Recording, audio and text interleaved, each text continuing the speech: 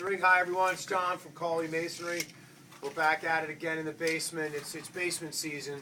It's too cold out to do any masonry, so really focusing on basements and how to go about reparging these old stone walls.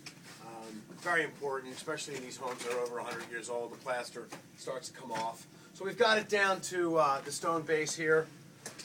A lot of this is tight. It's pretty tight. We've gotten off the 99.9% of the plaster that was on here. The feel it's a little bit moist. We'll let this dry out a little bit. The boys have let that side dry out.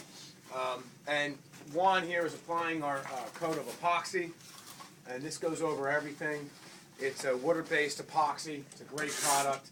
And then if you can see German down in the back, he's starting to apply his first coat of plaster, which is sand, cement, and lime. We like to use a grittier sand. It gives it a really good bond. You know, when you use a finer sand as your first coat, it just doesn't have that aggregate in it necessary to really bond properly. What happens when it dries is it wants to separate more because there isn't that aggregate in there. And that's why you see concrete has stone in it, has 3/4 inch crushed stone in it, because when it dries it wants to bond around smaller objects and it doesn't expand, it won't crack as easily. So I want to talk to you about what's going to happen up in these window areas. This is going to get a new glass block window. This is actually dead, so this whole thing comes out. The window frame's going to all come out. Even this header here, which on the outside there is a stone arch above it.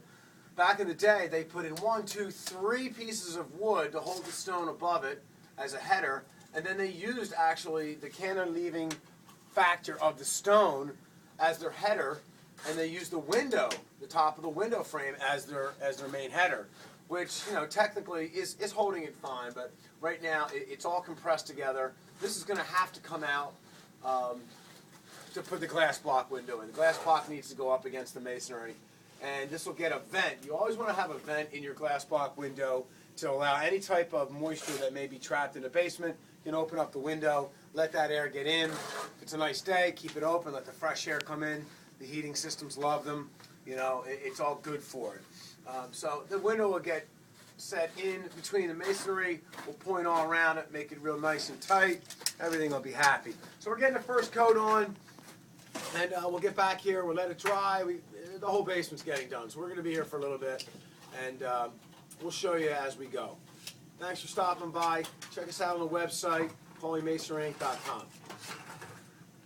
You can hit the button, yeah?